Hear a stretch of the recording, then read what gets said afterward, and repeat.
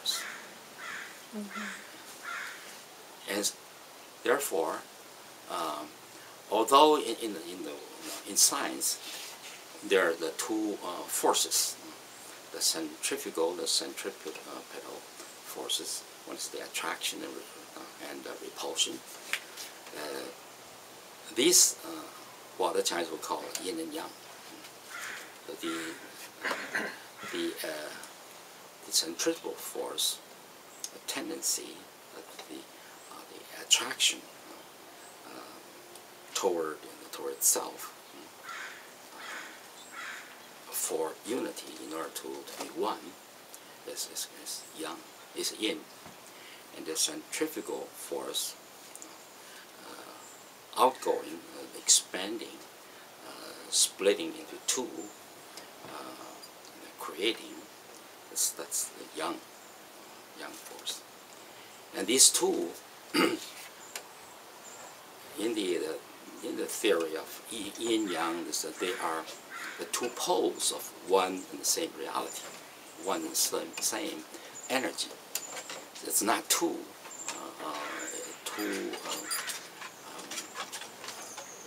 which are side by side, but they are in the yin there's yang, in the yang there's yin. That's why you see the symbol, the yin-yang symbol, the two fish, and in the white fish there's the black eye, and in the black fish is the white eye. So in the yang there's yin, and the yin there's yang. So that means they're one, and within the one circle. So that's one. So they're turning around, but they're always together. But they're different. One is white, and the other is black. So one is shows the centrifugal force, and the other the centripetal. But here, of course, here we people also talk about yin and yang. Let's see whether you see yin and yang as one or just two opposing forces. That's the difference. See, as they are opposed to each other, because of one white and the other is black, they are one.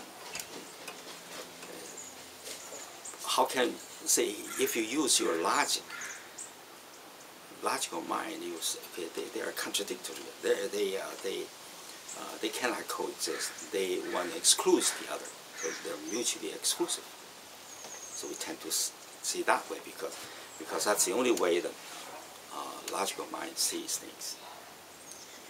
But if you use the intuitive mind, which is actually put down by people who prefer logic, believing that is just like a feeling.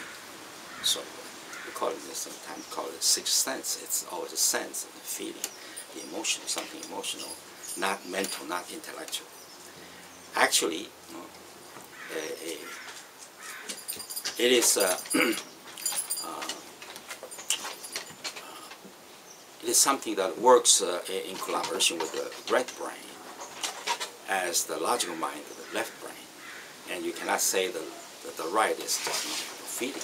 It's two parts of your brain, one brain. So they are on the same order of to know things.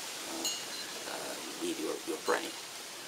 So the intuitive mind is working with the right brain, and the analytical mind with the left brain. So they are working together, and they're connected.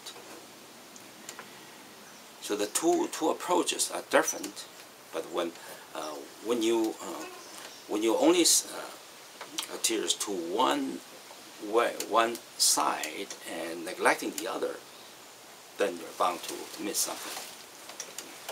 Because we need both brains to work to have a complete understanding of things. So the yin-yang are not just two, but they are one. They are not contradictory to each other. They are what they call, it's paradoxical to say, the yin-yang energy is paradoxical. It's seeming contradiction, but it's not. it's hard to comprehend this, because when you say two things are so different, opposed to each other, like the two ends of a line, a straight line, but only two ends, they are not together, but they are so almost infinite distance between them. How can you say that they are one? Because there's a one line which link to which these are connected. So that's why they are one. But we cannot. It's difficult to imagine if you only use your logical mind. It's impossible, really. Only if you use your intuitive mind, that you can see very clear. It's a whole. You see the whole. Just like you see the coin has two sides. But if you look this way, it's one side, and then you don't see the other side. That's how the logical mind does, one or the other. But the intuitive mind see the whole, see the coin. And see the coin. If you use both minds, and then you see the coin and the two sides all together, that would be a complete, a thorough knowing of things.